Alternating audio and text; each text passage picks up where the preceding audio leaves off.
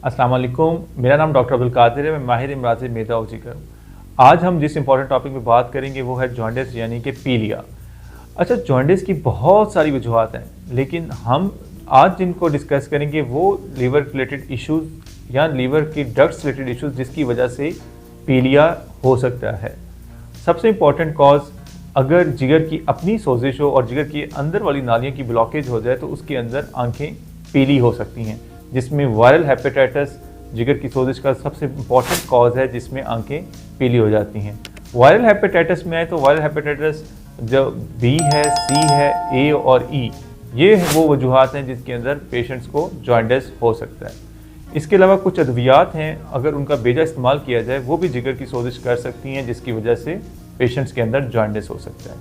या पीलिया हो सकता है। इसी तरह कुछ और क़ुव्वत मुदाफ़त बीमारियां हैं जिसमें मरीज़ की क़ुव्वत मुदाफ़त अपने ख़िलाफ़ लड़ने लग जाती है और जिगर के अंदर भी जाके सोजिश कर देती है, जिसकी वजह से पेशेंट्स की आंखें पीली हो सकती हैं। कुछ पेशेंट्स के अंदर जिगर के अपने मामला तो बिल्कुल ठीक होते हैं, लेकिन जिगर के बाहर जिगर की नालियाँ वहाँ पे कोई तंगी आ जाए, तंगी की वजूहात में अगर कोई सोजिश वाले मामला हों उस वजह से, या फिर पित्ते में से कोई पथरी स्लिप होकर जिगर की नाली के अंदर आ जाए तो वो भी जिगर के जो रास्ते को ब्लॉक कर सकती है, जिगर की नाली को ब्लॉक कर सकती है, जिसकी वजह से मरीज़ की आंखें पीली हो सकती हैं।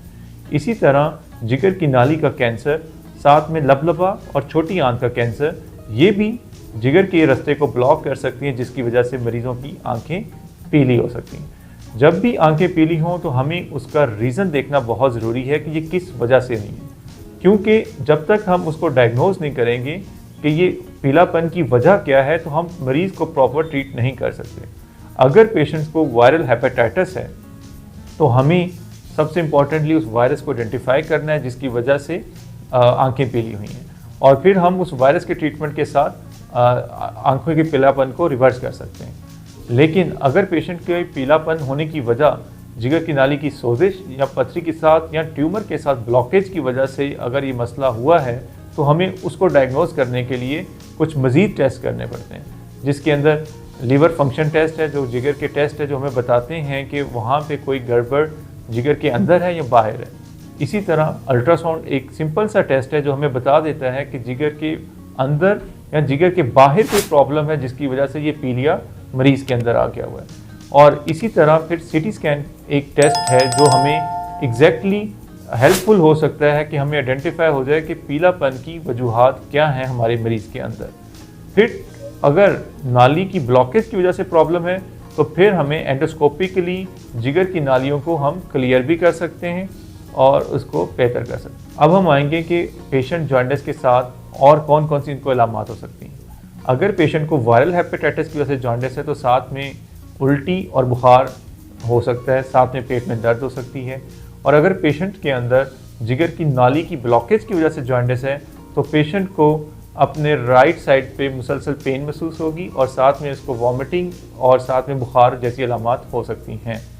तो फिर जब हम इस पेशेंट्स की अलामात को देख के मुकम्मल टेस्ट करवाएंगे और हमें कॉज आइडेंटिफाई हो जाएगा तो उस कॉज के अकॉर्डिंगली हम उसको ट्रीट करेंगे तो मरीज़ ऑटोमेटिकली बेहतर हो जाएगी। अच्छा, और मैं आखिर में यही मैसेज देना चाहूँगा कि अगर आपकी आंखें पीली हो गई हैं तो घबराने की ज़रूरत नहीं है। हमें एक मुसन्नद डॉक्टर से ज़रूर मशवरा कर देना चाहिए ताकि वो आइडेंटिफाई कर सके कि आंखें पीली होने की वजह क्या है।